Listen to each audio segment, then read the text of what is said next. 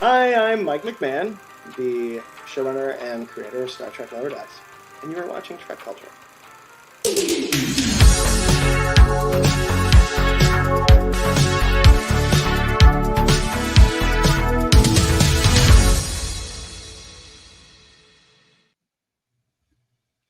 Hello, how are you?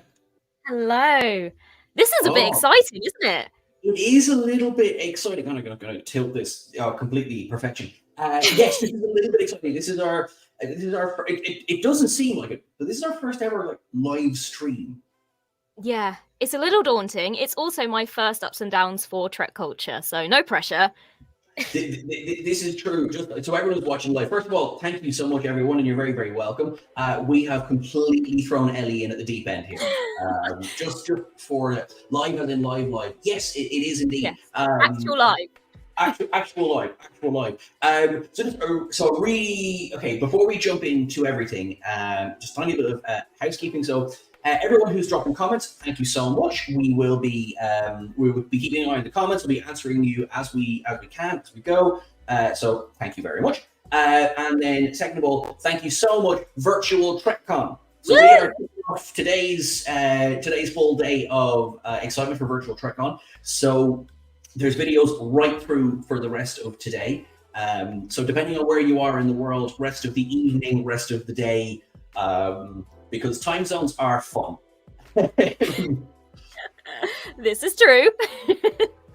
So the full schedule, you can find the full schedule in the description of this video, and we will, as we come up to the hour as well, I'll do a little reminder of that. So don't be worrying about it now for the moment, while we just panic, I guess. Yeah. So good. First of all, hi Ellie, thanks for taking this on with me.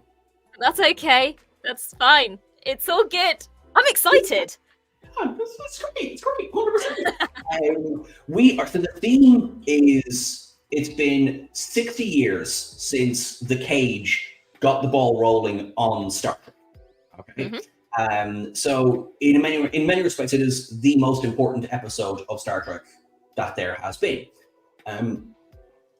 And we decided, in true TrekCulture fashion, we will do our lovely ups and downs for it. Just top line, Ellie, did you enjoy going through The Cage, and what did you think? Do you know what I actually did? The Cage is one of those episodes that there's so many episodes of Star Trek that you just can't remember them all, unless you're Sean.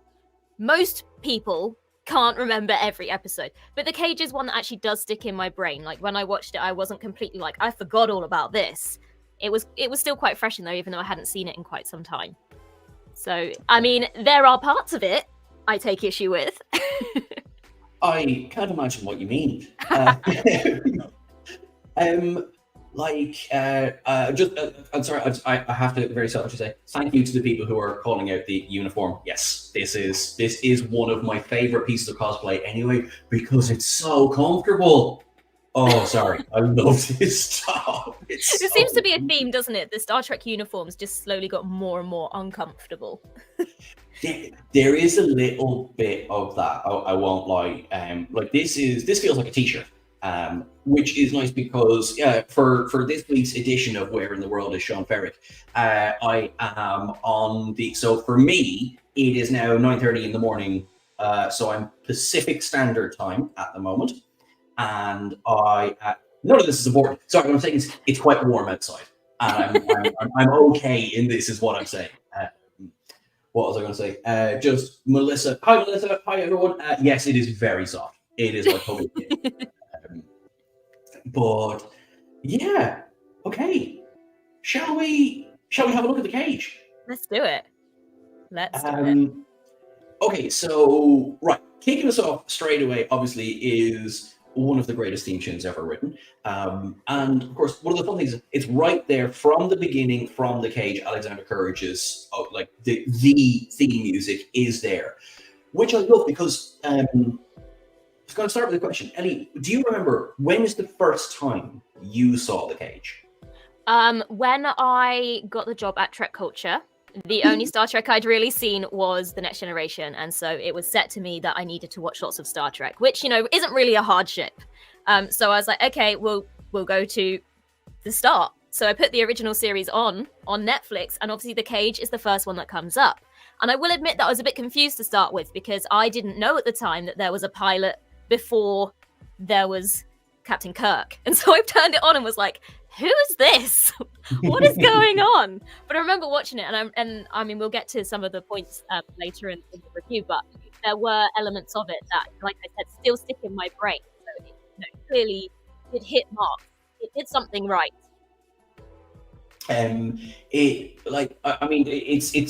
famous now with the story of like it was an early example of, while the pilot itself, the network decided, okay, look, we're not going to go with that. They did say, you've got something here, so just go away and work on a new pilot. So, but yeah, like, I mean, all the ingredients are there. So right, okay. So opens up. So here's a funny one as well. So depending on what platform you watch this episode on, and I guess what part of the world as well, you might get different versions of the episode. Yes. So I watched it on Paramount Plus, which is the remastered version, but I know that you didn't watch the remastered version.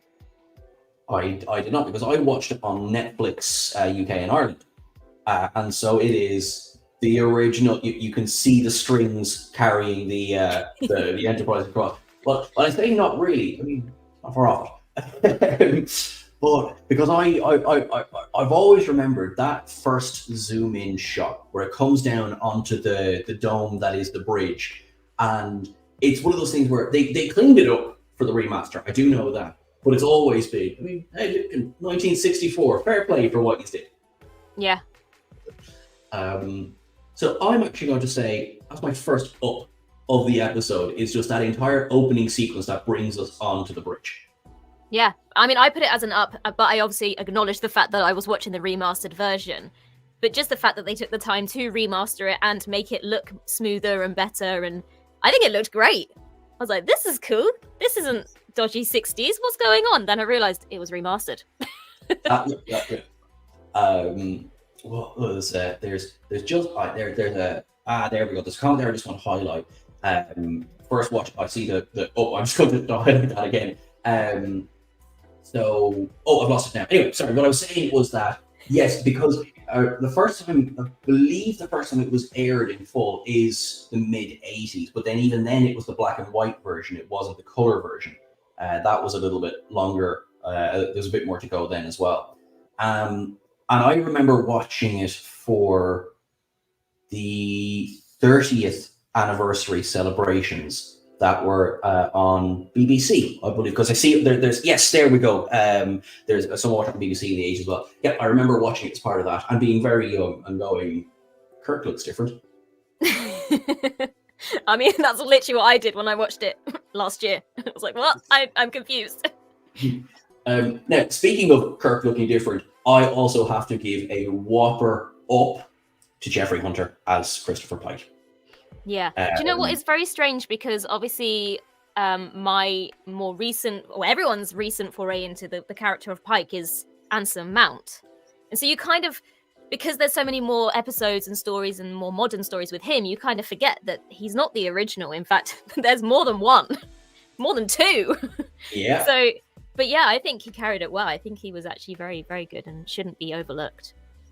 I mean, 100%. So since watching the episode to now, I have always loved Hunter's portrayal of Pike, and I think as well. And I really like Bruce Greenwood in the films. I think he does a great Pike, and I think Anson Mount is both doing his take on Jeffrey Hunter while also completely carving out his own Christopher Pike as well. But there's that episode of Discovery, if memory serves, where it opens with a montage from the cage, and they do that hard cut from Hunter to Mount, and it's just like, yeah, a DNA test in there. I think might be a bit of family resemblance. Actually, do you know what? I just want to highlight this comment here. That's beautiful. I wish Hunter, so Thomas Oakley, I wish Hunter could see the legacy he was a part of. I wish to think, because of course, sadly, Jeffrey Hunter passed away in 1969. It was the week before Turnabout Intruder aired. So, what a legacy he was a part of creating. And can you imagine how different things would have been if he had decided to stay and continue once the show did get picked up? I think as well, do you know what, actually, we'll come back to that story, because I'm also aware we're supposed to be ups and downs. It's my fault, sorry, we're supposed to be ups and downs in this episode. It's like, oh, here's all the things I think about you. Welcome to our lives.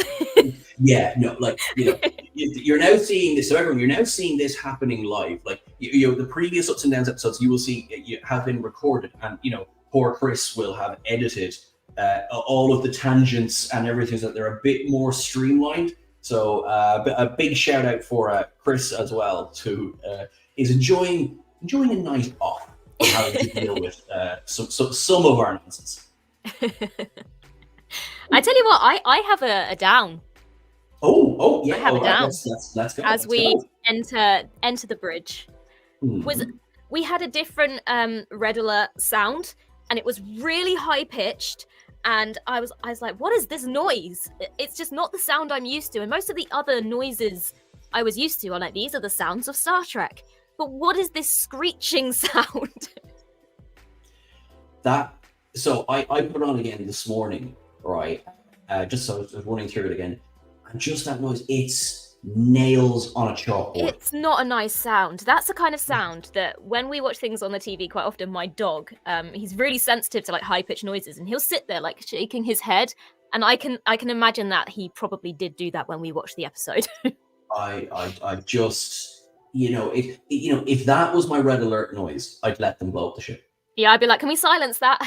Yeah. But I have to say is, I have to give a shout out. We have to give an up to the fact that the very first person to speak in Star Trek is Leonard Nimoy. Check the circuits. Can't be the screen then. You think when you look back now and think, what are these big moments? These very full of pathos, and these great speeches.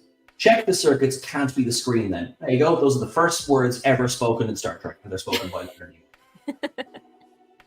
It's so interesting, isn't it? It's interesting when you think that you don't know whether something's going to suddenly become iconic or not when you're when you're writing it or when you're delivering it.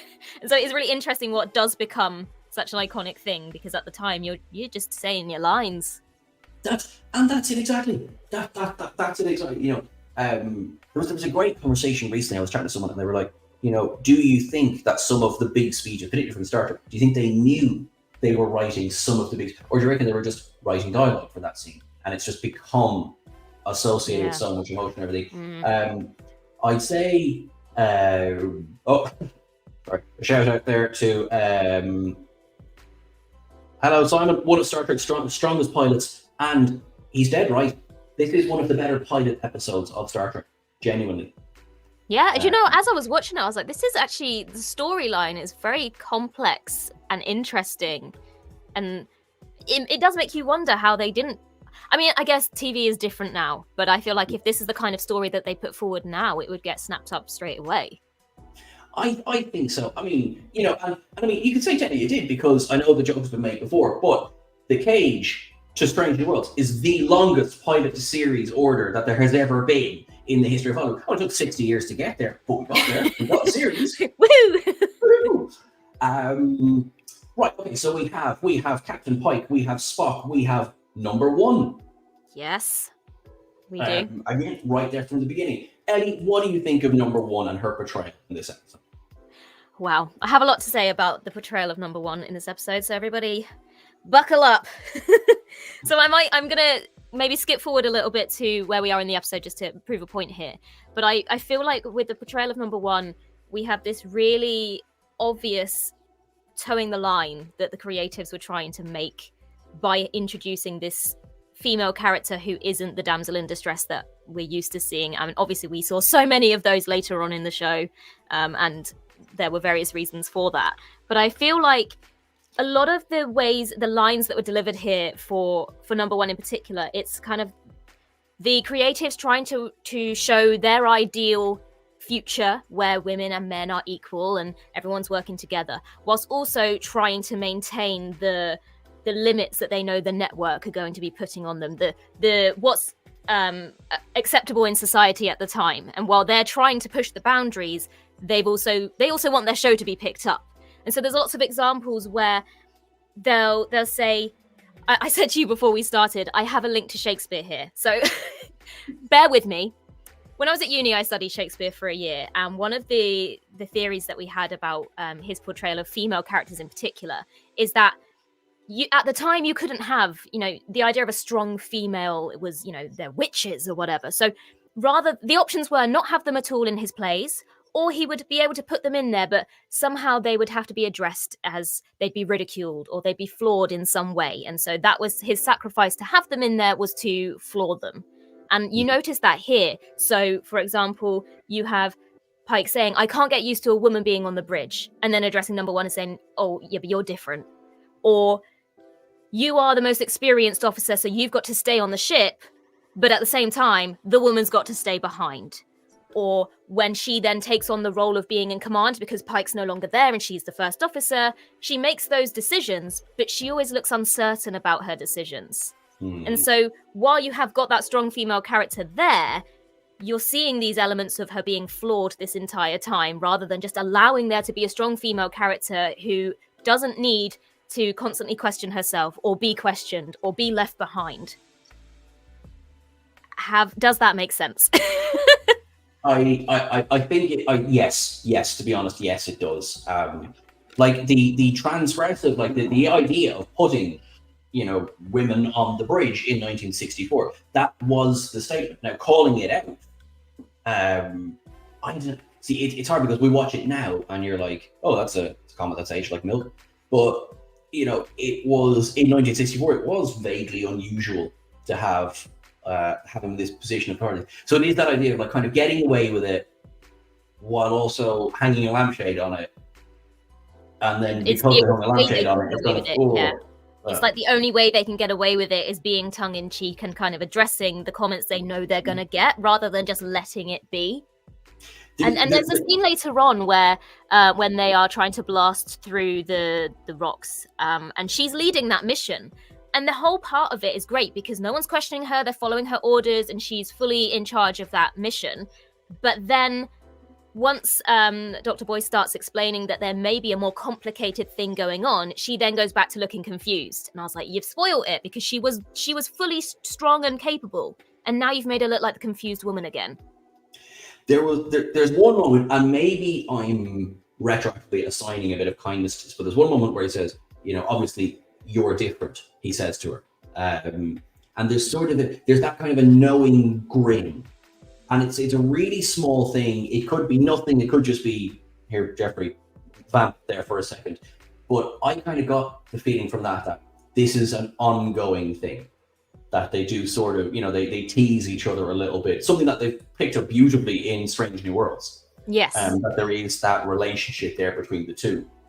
Watching the cage in isolation, and you're right, it's kind of but I think they've picked up on little moments like this. One thing I love, attention to detail. Sorry, I mean, I don't even want that. So, are we upping or downing? Do you know what? I'm actually going to up for the majority, because I'm glad that they tried this and they didn't back down and just have the damsel in distress character. I mean, we already have those later on, and there are different interpretations of it. But I like that they stuck with it, and from the off they have this relatively strong female character. Cool. That's it. I have that marked as an up. I agree. I agree. I think for the time that it was made, I think they were doing good, and I kind of like the legacy of the cages. They've really run with that. One thing I want to do is I want to give an up to the attention to detail. Something that, as a younger person, I never. Why are they all covered in bandages? This is Star Trek. Why is anyone wearing a bandage on his wrist or bandage on the back of his head? Because they just come from Rigel 7, where they had the snot beaten out of them. Yes, that's something that I realised as I was watching as well. it suddenly clicked, and I was like, hang on a second. I think also because we've now had the Strange New Worlds episode that addresses this further and has even more exploration of how this impacted Pike in particular, it was more fresh in my mind, whereas probably when I first watched it, I had no idea what was going on. Yeah, like because I was there, I think it's Piper who you notice first, and because he's got the bandage on his hand, and then later on you see this bandage on the back of somebody's neck, and I think and I was like, is everyone just getting injured all the time on this ship? I was like, no, they just come from a battle. I really, really liked that, because obviously then that leads into one of my favorite scenes in this episode, which is Pike and Boyce in Pike's quarters. I love this scene. Yes, and I have an up for this scene. Brilliant. I really like Dr. Boyce's costume. Yes. Because the color of it in particular, and just the way it looks, it feels inherently medical. It's like he's wearing scrubs. And obviously later on you do have slight things, like Dr. Crusher wears her kind of lab coat and things like that. But later they kind of sway more towards having them more in matching kind of uniforms, whereas I like that you can immediately look at him and kind of go, you look like you're a doctor without you even needing to tell me so. I like that they carry it into the main series. Every now and again you get like McCoy will be in just a different cut of that blue uniform, but it's exactly like you say, it's enough to highlight that they're just a bit different, or maybe they're a bit specialized, and you get it as well. Again, Stranger was, you get it with Mbenga. And then that medical uniform is just a different cut.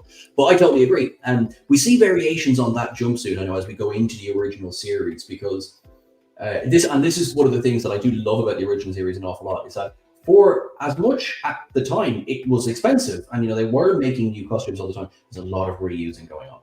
Yeah. Understandable, I mean, sure, Kirk and Spock were in these in Where No Man Has Gone Before. There was a whole rake of them as correctly was pointed out earlier on, sorry, I've lost the comment now, but in the Corbomite maneuver as well, you still have people in these uniforms. But yeah, I agree. So I'm up there for Boyce's uniform, and I'm also just going to get a cheeky up in there for Bartender Boyce. Yeah. Oh. That's a doctor of the 60s. I prescribe alcohol. And I mean, oh, look who has joined us there. There he is. Hey. Himself. I tell you something that I also noticed. I mean, whether this is an up or a down, I'll let you decide this. But it's really interesting seeing what at the time the creators deemed futuristic and what they didn't. So, for example, there's no pads. They're still using paper. It might get, printed out of a wall slot, but it's still a piece of paper. But then you've also got Spock kind of swiping midair to change the slide on the screen. Right. It's just these little things that were added. And that was probably a bit of a pain to do, okay, let's make sure let's find a way to see if we can edit this perfectly where we get the things like, whereas today you'd be like, click the mouse. It just makes me laugh, really love that piece of paper just coming out, and I'm like, I can just imagine the person that stood on the other side of that set piece just pushing this piece of paper out like it's some futuristic printer. Probably is. Zero Linux official, thank you so much for $5. Thank you very, very much for that. I really appreciate that. The Trek pilot is love at first sight. Being a Trekkie since 1985, I visited Ireland, whip whip, Cork, where I worked at Apple. Love you all, keep it going. Thank you very much for that. And also that timed up really nicely, because I'm not sure, on my screen, that's come up with green just as Susan Oliver was there as the Orion slave dancer behind. So do you know what? Something else I noticed in this scene, another up. So I'm just aware of the time. Yes. Let's carry on with our ups and downs. I like the OG communicator. I like that it's clear and you can see like the inner mechanics of it. And that kind of, I mean, I like how they kind of refined them later, but that kind of feels quite futuristic. How you would imagine people in the 60s to imagine futuristic things looking like. You can see how the machine works. Yes. Yeah. That's what I have to, and I like the laser pistol as well. Because of course we didn't have phasers yet because this was Cage. I should say as well, because I just thought, obviously, this is going to be slightly, apart from this being live, we're kind of doing our cetacean observations as we go through. as well. So our Easter eggs and everything. So it's lasers, not phasers, would be a citation there.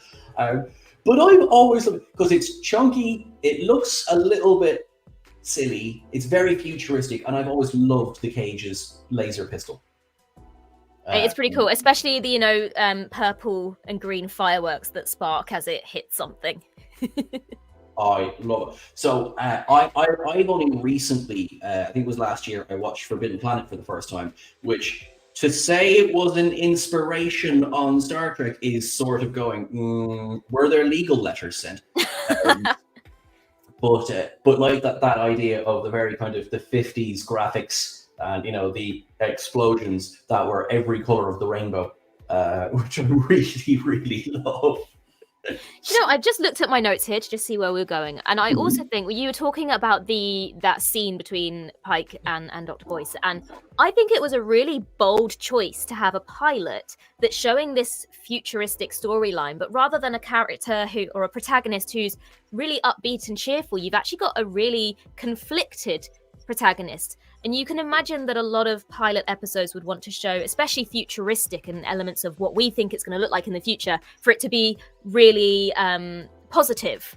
And while there are positive elements to it, I thought it was a really bold choice to go with this character who's like, I give up. It's too hard. I don't want to do this anymore. I think that's a really bold decision to make. What I love is just that exchange. I mean, I'm tired of being the one to decide who goes on the away mission, who lives and who dies. And this is something that has always been, this is Pike, right? So where Pike and Kirk are very different. Kirk is, for all of the jokes about, there's the bit of the overacting, and I say I deliberately use bit of, but for all of those jokes aside, Kirk is a good commander, but he's 99 times out of 100, he's very sure of himself. Pike isn't here. Yeah, I think I like that. It's, showing a flawed character, and it could be very easy to just present, if you want your show to do well, to just be like, we've got all these strong characters, but I think the most interesting characters are the ones that are flawed. Yeah, no, I think so. And you can see throughout the course of the episode, like, what's he certain about? He becomes certain that the Talosians can't read anger, they can't read hate. And so he really, kind of like, he locks into that, because this is something I know I'm doing and I know it works. I think that's where it comes as well, is he's certain of his abilities. He isn't sure that he wants to have that responsibility. It's not that he's unsure of himself and what he does. He's just unsure about the position in general and whether he wants to continue doing that or not. For sure. So like, I love also, like, when we get to the Talos Star group, there's just so much of this dialogue. I'm just like, I love it. It's very stilted, but I love it. I did notice as well, there was a point where Spock was on the bridge, and the framing was slightly off because he was kind of looking, but it was clear that whatever he was looking at wasn't really there. But he was like shouting, and I was like, you're on the bridge. Why are you shouting it? They're right next to you.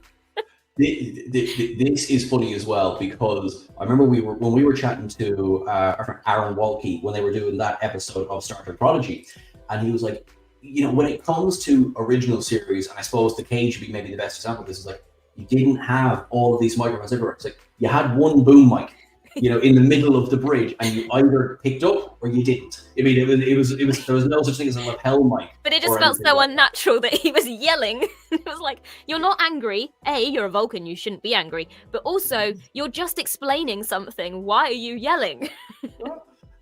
Puka Hare, thank you so much as well. Thank you so much again for super chats. Forbidden Planet, Granddaddy Star Trek, 100%. Part interspecies group out investigating, science group gone quiet. Kirk is even patterned on their captain, and you can absolutely see that. Yeah, I totally agree. It was what was I going to say? Now, sorry, I wanted to pick up on as well. Angry Vulcan, you shouldn't be angry. So Spock in the cage, and immediately Spock in Where No Man Has Gone Before. Not different characters, but you can see where they doubled down on something. Absolutely. It's funny though, isn't it? Because I was so busy looking at everything else that I didn't really notice. But I guess if you're watching the pilot without really knowing who this character is supposed to be, you wouldn't know that that's unusual until much later when you go, something's off here. Yeah, you're just like, and as you mentioned about, like, the blue flowers, which I love, the little plastic flowers. Oh, yes, can I just say now, Up, the musical blue flowers. So I was saying there were memorable things about this episode that I just always stick in my mind from the first time I watched it, and those musical blue flowers are one of the biggest things that stick in my mind for this entire episode. The noise they make, but what my mum always comments on this as well whenever we're watching the original series, is that noise was supposed to be like exclusive to those plants on that planet. But if you watch any episode of the original series, that's the noise that any alien planet they land on makes that same noise. Pretty good. And it's a bit like you were mentioning earlier on about the uniforms, like, well, you're gonna have it, reuse it. Yeah, it's like that became the noise, the noise of alien atmosphere, rather than being specific to those blue flowers. But those blue flowers, I love them. 100, I'm with you on that one. That is definitely an up from me. Colin Duggan, thank you very, very much as well. I was so young when I saw this episode, I thought there was a whole season with this cast. I know, but now, technically, okay, maybe not the cast. The characters, we now have 2 seasons with them. But yeah, we got some of the cast back. Not many of them, but we got some of them. Some of them were recast in different roles. Yes, they were. Right, okay, so hang on. So we're down on the planet, we see the blue flowers, Spock's having a laugh, he's having a great time. And then, of course, we come across, right, I have a down, okay? So it's just after we meet the survivors, and, they're like, oh, it's, oh, thank you, it's lovely to meet you. And, Piper gets really excited by going, you'll be back on Earth before you know it. We've broken the time barrier. That's brilliant. No, that's not a down. This is Vina. Her parents are dead. Hello, Vina. Okay, what a way to introduce somebody. Can I also add to your down? Yes, you can. Well, we just go back to this presentation of female characters. The fact that he literally mid-sentence stops talking like he's lost for words at the presence of a woman. And I'm going to go off on my little carry on with my stories about female characters here. It makes me laugh that these male characters are supposed to be, these really intelligent captains, scientists, soldiers, if you will. And yet they always seemed to be flawed by these female characters. And the men are supposed to be the strong ones, and the women are supposed to be the weak ones. But every week, throughout the entirety of the original series, at least, a woman appears and suddenly all these characters just lose all function of anything that is worth thinking, and they just, Pike literally just follows Vina. Just met this woman, come with me, I want to show you something. And I reckon if number 1 had been allowed to be on that away mission from the get-go, if she was on that away team, none of this would have happened. She would have seen right through it right from the beginning. Do you know what? First of all, I agree that down is marked. There's something that's both good and questionable. So they say that a lot of the illusions are brought from the minds and memories of these officers. Boyce looks, he's horrified by the fact that they've reached into his mind when they're having that conference back up on the ship, and he's like, they can be as real as anything, and they've gone into our memories. I'm like, okay, what are you scared about them finding? But anyway, and they talk about, there's Boyce here again now. What is he drinking to forget? Boyce has lived. And they talk about this. So I wonder, sorry, my ramble is, I wonder what would they have shown number 1 in that scene? Because I think you're right. I think, the men just got completely blindsided by the fact there was a woman there. What would they have shown number 1 to convince her? Be like, oh, great, cool. And that's what I feel like. I think they would focus so much on the majority of people there, which were the men, that I feel like if she'd gone down there, none of this would have happened. She would have instantly just been suspicious of what was going on. In my mind, anyway, that's how I like to see it. No, I'm totally on board. Sorry, Chuck, thank you so much, Chuck. You're a gentleman. Great live stream, needs a live super chat. Here it is, Chana. Thank you so much. Thank you. Thank you.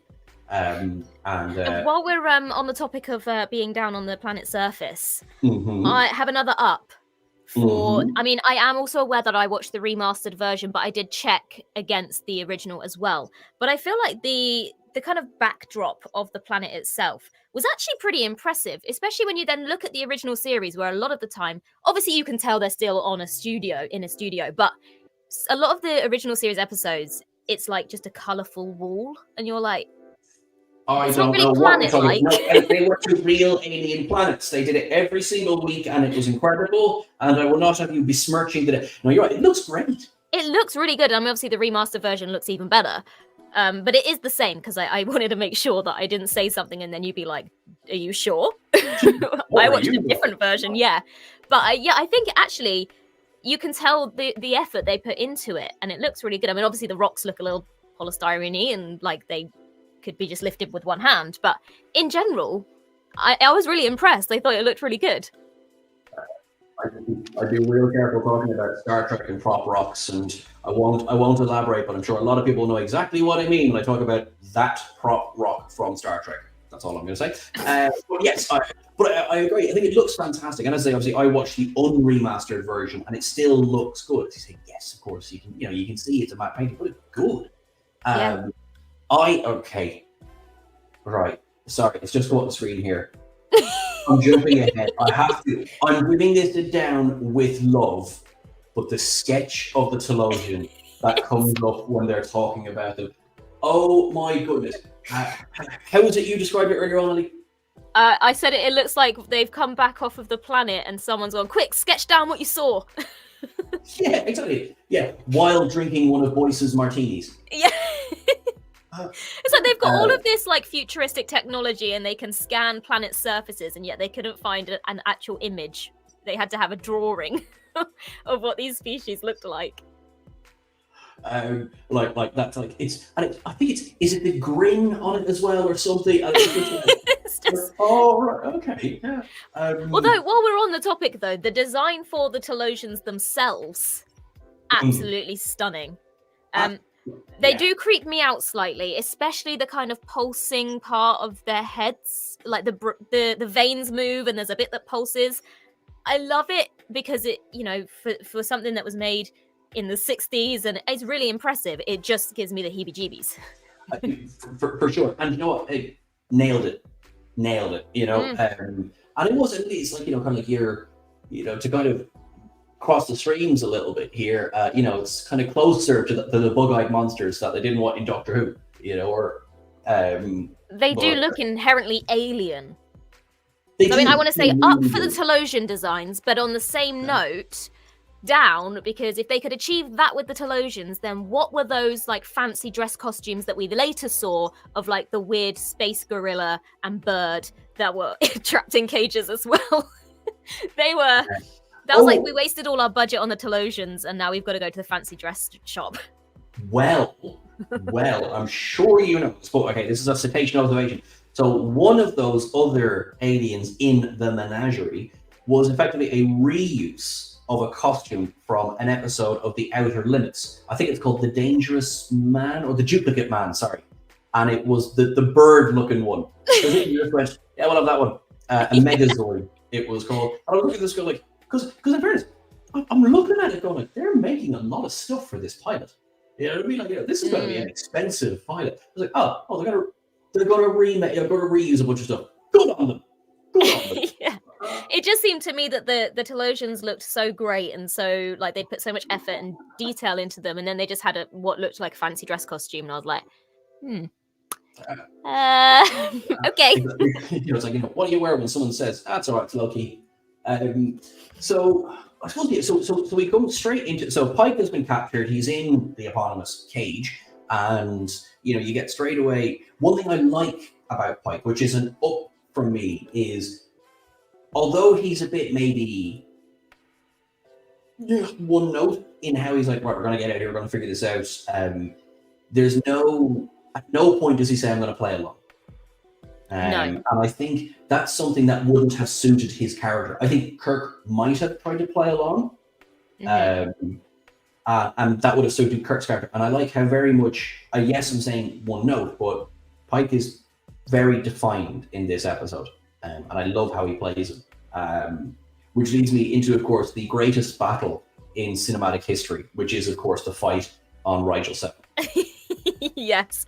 Just before, I just have another sneaky up before we move into that.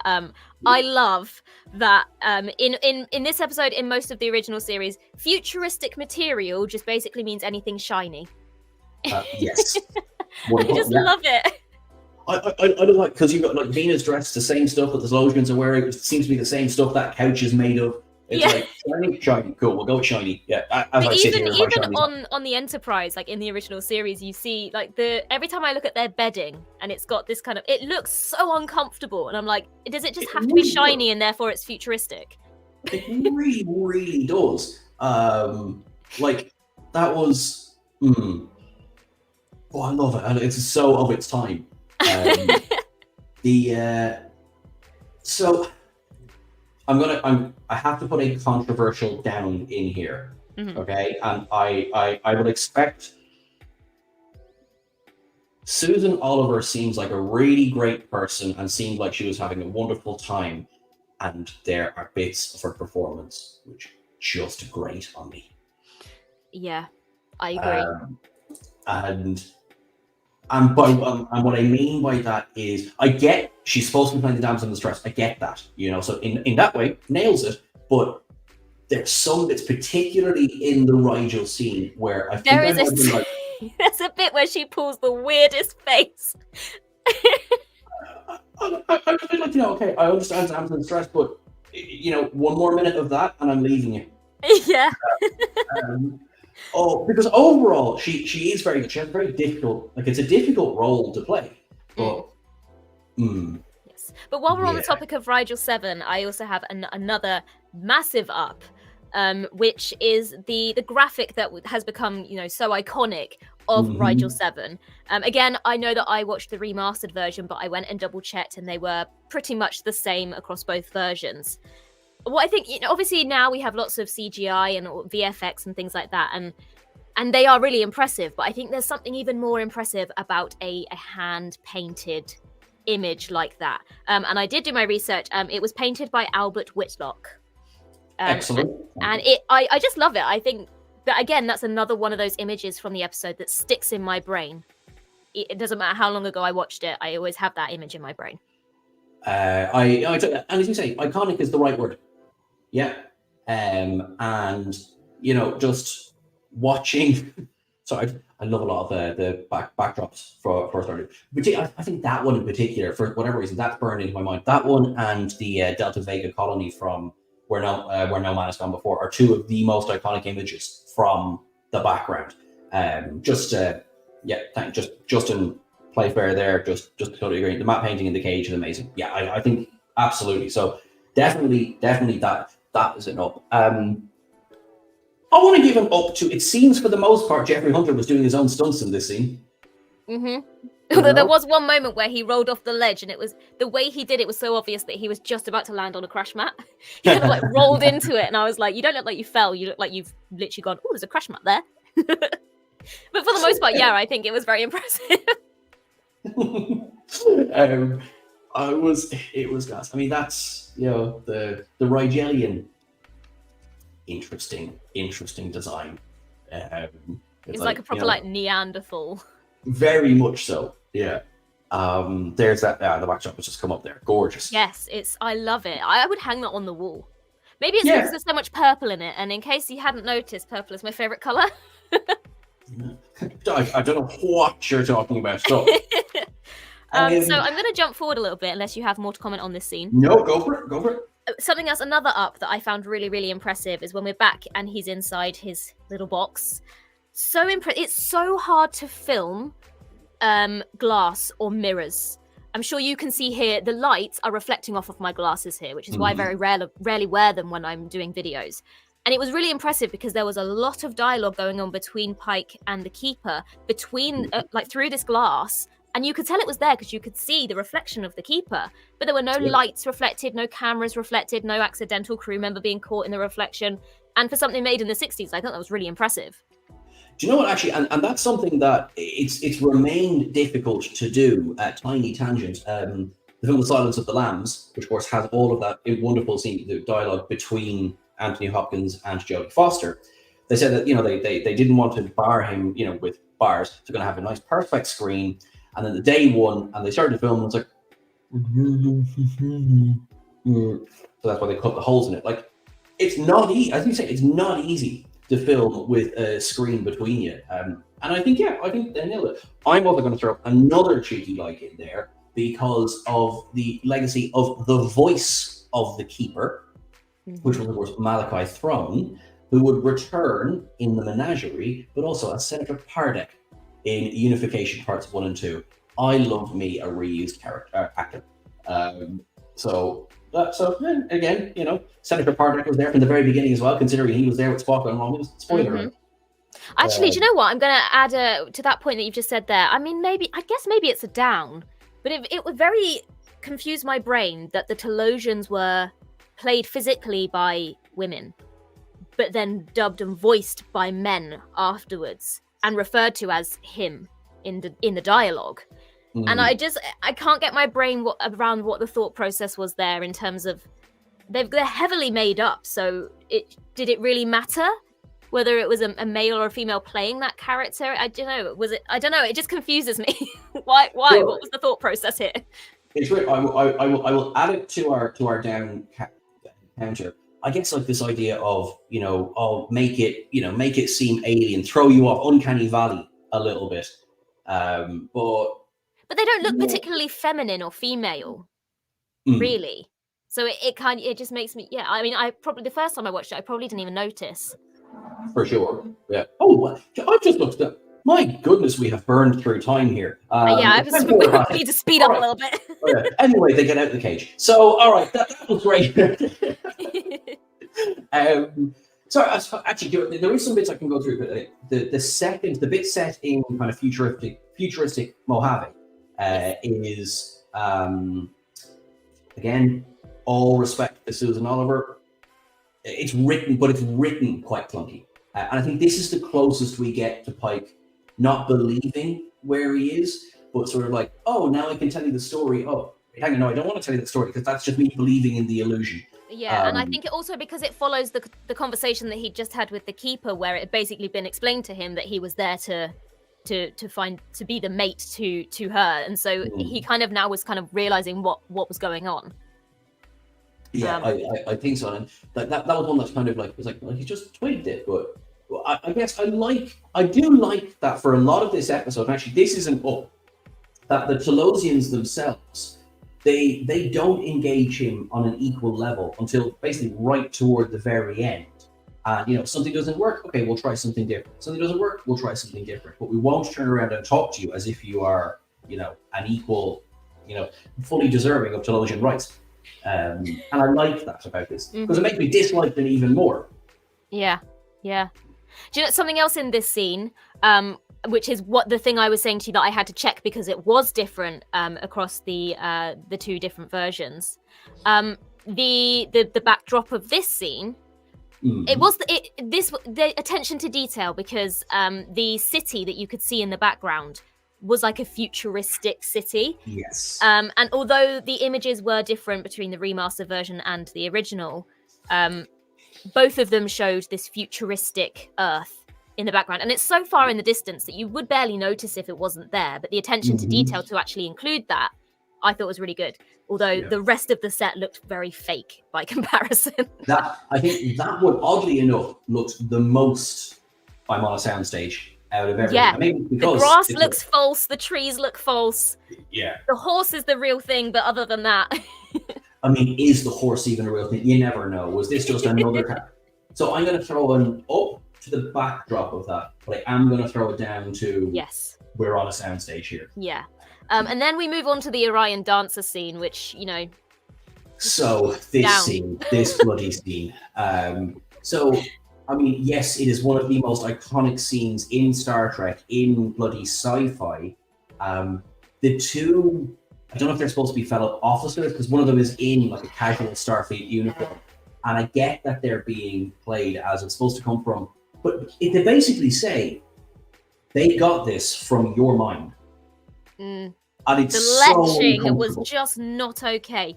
What I will say, if you want to look for a bright side of the scene, is that Pike doesn't engage with it. He doesn't join in, and he very quickly removes himself from the situation. Very, very much so. Very, And very much so. if Andy- you're going to give it up to that Andy- scene, that would be it. Yeah. Also, all I kept thinking was the green paint is really patchy. The green paint was really patchy. That is definitely a down. But I am going to agree here with Ford Cook saying, does everyone else have the dance music in their heads now? I literally have written down Orion scene music. Because I would say, like, yeah, I'd hum it only there'd be all sorts of copyright things. But yeah. Just to play fair, it's no excuse, but it was 1964 and it was Gene Roddenberry. I agree. It's not an excuse. It's exactly what I now expect of Gene Roddenberry in 1964. So it's upping the music. I'm downing the scene, up the fact that Pike excuses himself straight away and gets out of there.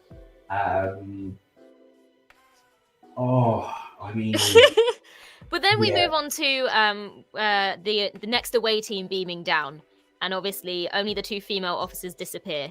And what I found so funny, again, one of those clunky lines that didn't really fit but was hilarious, is just Spock going, "The women!" Oh my god.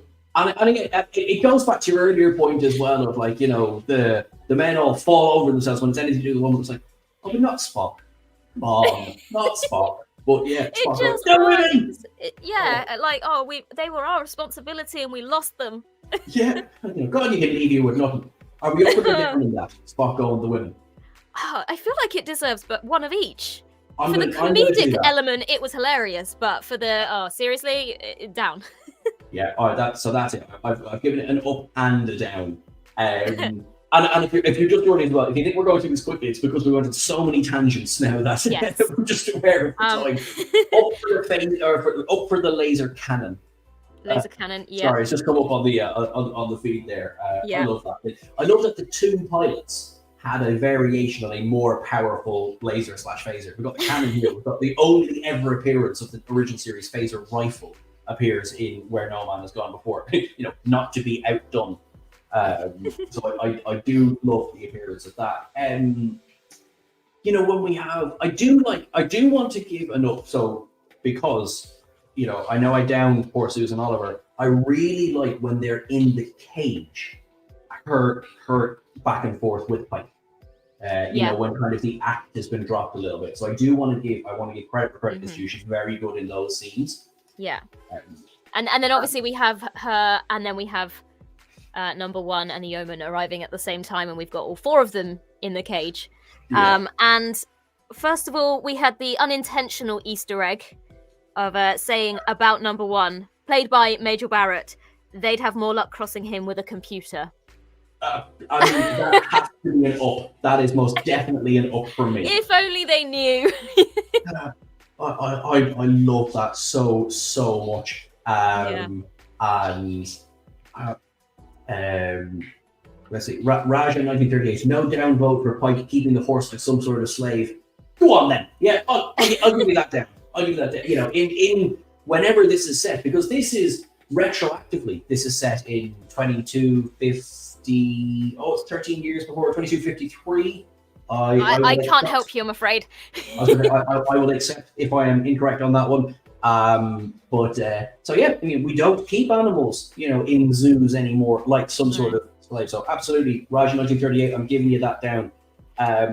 Speaking of though, zoos and lining things up. Obviously, this whole scene again really highlights the idea of women being specimens. He has to choose which of them he would like. And we have another example here of number 1. They say, oh, this one's intelligent, but then she's also flawed because she fantasizes about her captain. And I was just like, you started off strong. She's intelligent. You do well with her. Oh, but she's fantasized about you. And then it just pulls her down again. And then obviously with the Yeoman, it's, she doesn't think that she's worthy of you, but now she thinks that things might have changed. And just all of it. I mean, I get why it was relevant to the story and, kind of going, well, if you don't want her, then what about these? That's, we're just trying to help here. We're trying to build a society. but I just don't like the idea of women just being placed out as specimens. But what I do like, which is an up, is that Pike just ignores everything there. And he is so hell-bent on his anger and getting out, and he doesn't even address it, which I like. Yes, there's no, he's just so like, I know what works. I know they can't read hate, and they can't read, violent emotions. And he sticks to it. Just in Playfair, I also fantasize about Hanson Man's hair. Just throwing that out there. But the thing is, if it was Kirk, I think he would have indulged much more quickly with the advances he was being given, whereas Pike the whole time was just adamant that he was going to get out. Yeah, I think so. My goodness, it's 25 past the hour. I feel like we've barely scratched the surface. Good job. I've only got 3 points left, so that's okay. Okay, cool. Well, then, all right, let's. Shall I quick fire them? Go. Quick fire them. An up for the fact that the female officers' uniforms were exactly the same as the males. Because if you then look at the original series and what like Uhura is wearing, they very much switched up that costume again, and it was very sexualizing. Whereas in the pilot, the female officers were wearing exactly the same thing as the male officers, and I thought that was very good. Cool, 100%. Okay, next one there. I thought the transition to old Vina actually hasn't aged that badly. I thought that was pretty good. Yeah, I agree. And I did cross-reference to make sure that it wasn't because I was watching the remastered version. It was exactly the same across both. Very, very impressive. Down was the whole yeoman asking who would have been Eve. I just felt like it wasn't necessary. However, up for the way that they dealt with it. You immediately had number one shut that question down. And when the doctor started to be a bit lechy about it, about as in Adam and Eve, Pike's response was, as in, all ship's doctors are dirty old men, and completely dismissed him. Look, and I love that. Okay, so that's fantastic. The Cage, what an episode. Yeah, bits have aged up, and 100%. I see the comments there, look, it was 1964. Totally appreciate that. There are bits that have aged very well. There are bits that haven't aged very well. Bits that are so of its time. And we did try to keep that in mind as we were looking through it, because it's very hard to go, oh well, the CGI was bad. Well, it was the 60s. Well, yeah, exactly. Yeah, I think. I stand by what I said at the beginning. It is one of the most important episodes of Star Trek, and not just because it's the pilot. I think there's so much in the Cage, which became a template for everything that would follow in the years to come. If we look at here, our ups are in the mid-30s, our downs are not even in the teens. So, I mean, that tells you everything you need to know about it. We are now at 27 minutes past the hour. Where has the time gone? If I had to come up with a latinum up for this episode, I will say, what it has given us, in terms of Star Trek, and what we get from it. And if there was a trillium down, I would say, I don't know, the reuse of the alien costume from the Outer Limits. No, the sketch, but I say that with love. The sketch.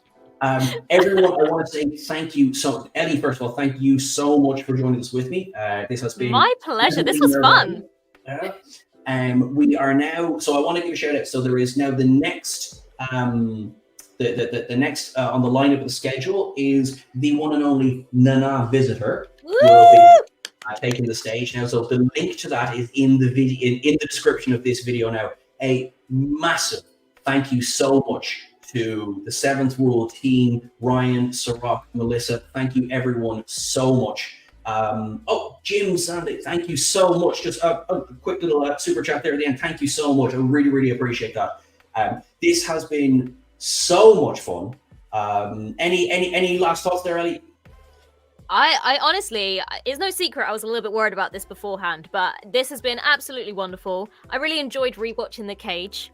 And was pleasantly surprised because I thought, oh dear, there's going to be a lot of downs here. But as you've just said, we actually have a lot more ups than downs. And it just goes to show what legacy came from this one episode. Wow. We are now, how many episodes down? Let's not even count. What 900 or something? Yeah. Something like that. So everyone, thank you so much. Please, if you want, please drop a like on this video. Please subscribe if you haven't already. We really, really massively appreciate it when you do. It makes the world of difference. Please follow the rest of Virtual TrekCon for this weekend. You know, we are just one part of a much larger piece. Go and check it out. It's been a lot of fun. It was yesterday, stuff today, and it keeps going on for the rest of the weekend. So please enjoy that. I think we're about there. You're all awesome. Thank you so much. Make sure that you live long and prosper. Okay. Cheers, everyone. Thank you so much. Bye. Bye. Bye.